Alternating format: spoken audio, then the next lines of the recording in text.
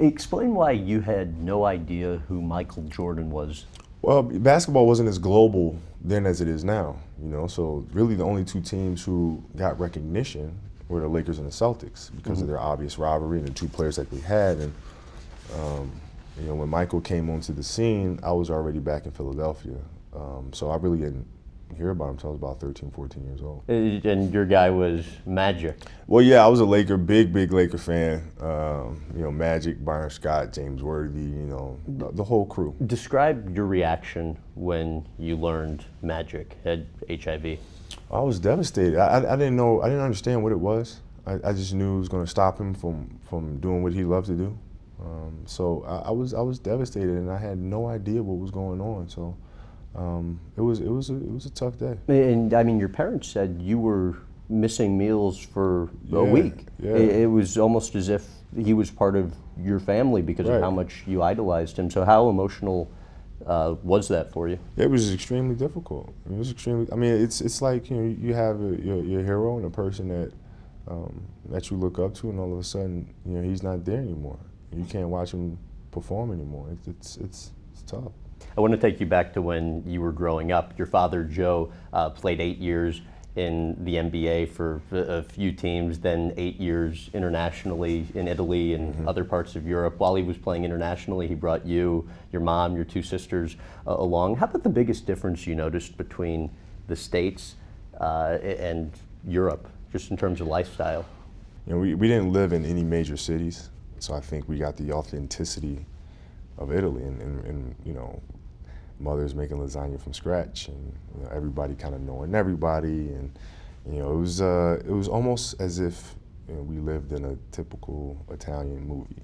And I remember one time my sister just had a brand new mountain bike. She just got a brand new bright orange mountain bike, so you're not missing this thing. You know what I mean? Big deal too when you're yeah, I mean it's a big deal. I mean back then mountain bikes, you had the gear shifters and all that. I mean, it's a big deal, right?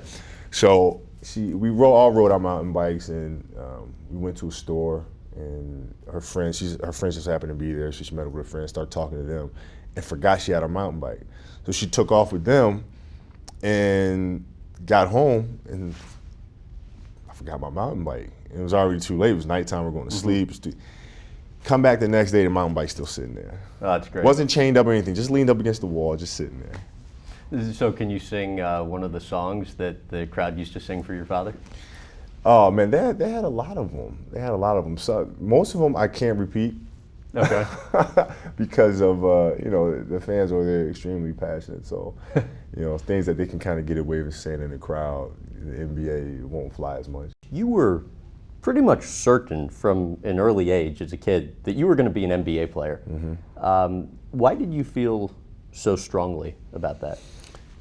Yeah, I'm not and sure. It didn't even seem like as much that's what you wanted to do as much that's what you knew you were going to do. Well, I felt like I was born to play basketball. I mean, I started playing at the age of 2, and I love it. So, when you kind of find that passion at an early age, I mean, that's really the goal, is to kind of find whatever you're passionate about at an early age, and just kind of grow into it. But I just love to play the game, and I never ever stopped. I just played all day, every day, so it just seemed like a natural progression to play in the NBA. Tell why you were scolded at a summer camp once for what you put on your application for what your job was going to be. Well, I wanted to be an NBA player, and the counselor, came to me and he said, "Well, you have to pick something a little more realistic."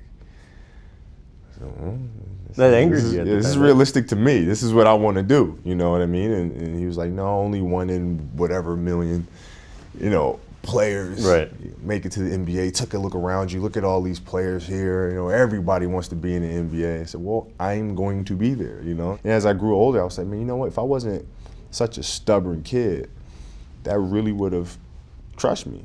For a person to really.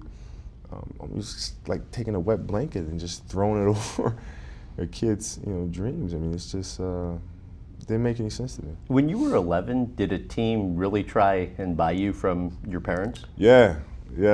What happened? Yeah. Well, that's just the system. How it that's how it is in Europe as it is with soccer. I mean, if you start playing at an early age, you play at the club level. because they don't have school teams like we do here in the States. And if professional teams notice you, they want to purchase you, and then you grow up in their club system, and then you eventually play on their elite professional level team. And so, My parents obviously said no. Yeah. Because you were in Europe, you weren't able to, I guess, watch the NBA games live. So you had them sent over on videotape. How often would you watch those videotapes? Every chance I got. I mean, my grandfather was, he used to record games, and then he used to send them out to us. And so I would watch them, and that's kind of where I became, a basketball geek, so to speak, because I got a chance to watch all the players. And then you'd go out in the backyard?